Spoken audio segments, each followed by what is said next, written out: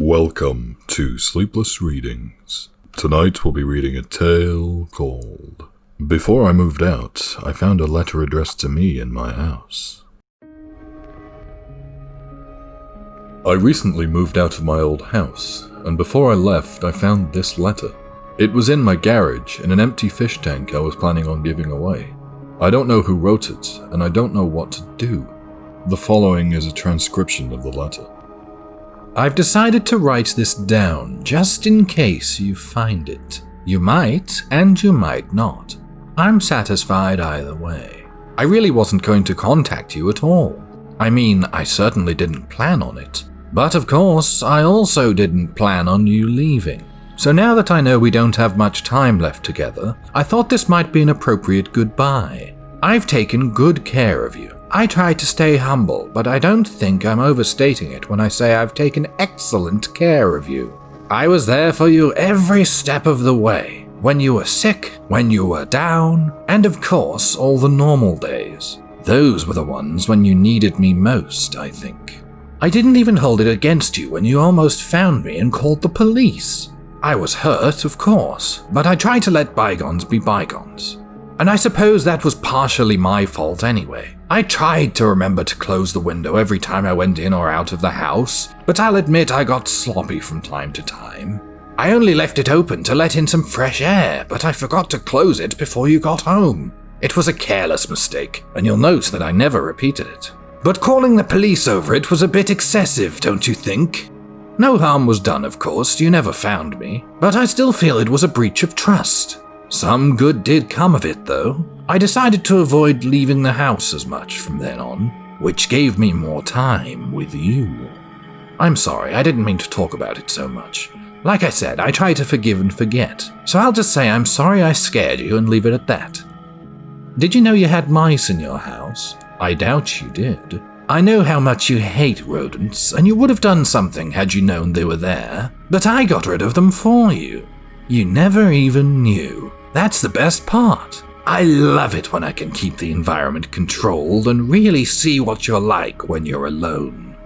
Did you know you left the stove on 3 separate times when you left the house? I had to turn it off for you. That's how good of a caretaker I am. And then there's the way you never thought to clean the lint trap in your dryer. I had to do that too. I swear it's like you were trying to burn your house down.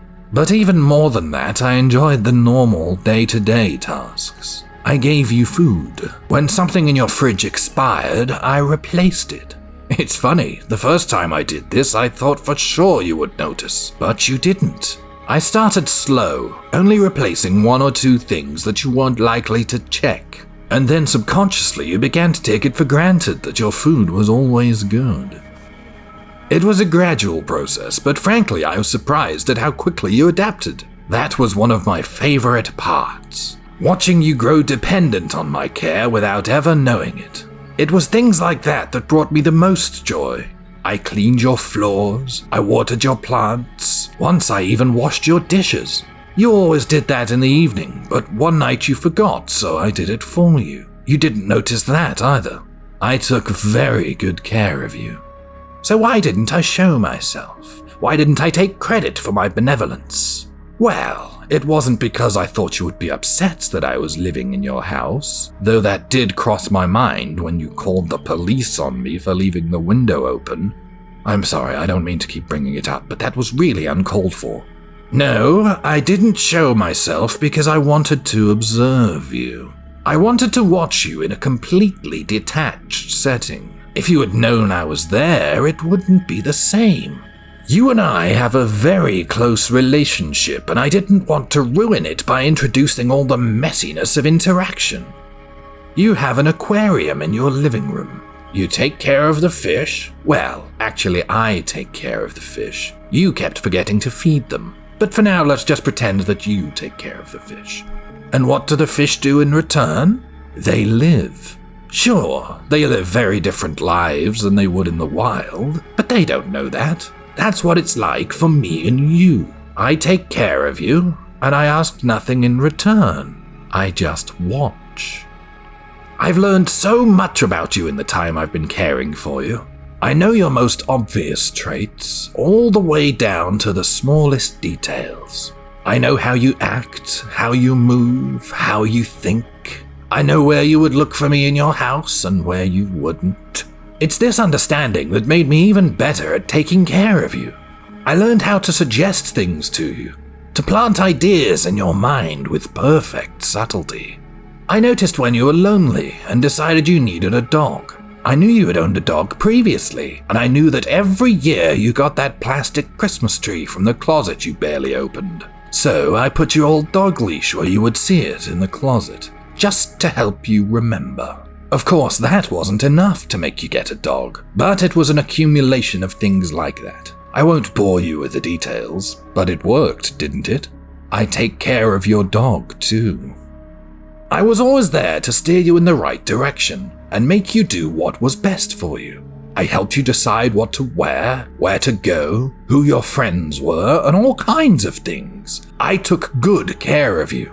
But all good things must come to an end. I know you're going to be moving out soon. It's a bittersweet end to a beautiful relationship, but I know that our time is up. I considered moving out with you, but to be honest, I think I've learned everything I need to about you. I hope you don't take this the wrong way, but I've almost become bored of you. It's alright, there are only so many things you can know about a person. So, as a goodbye, I'm going to hide this note somewhere. I know most of the places you would or wouldn't find it, but I'm going to try my hardest to find somewhere that I don't know if you'll look. Like I said, I know you. So seeing whether you find this note, and seeing how you react if you do, will be one last surprise. I hope you can learn how to take care of yourself without me, and thank you for all the good times we've had. With love, your caretaker.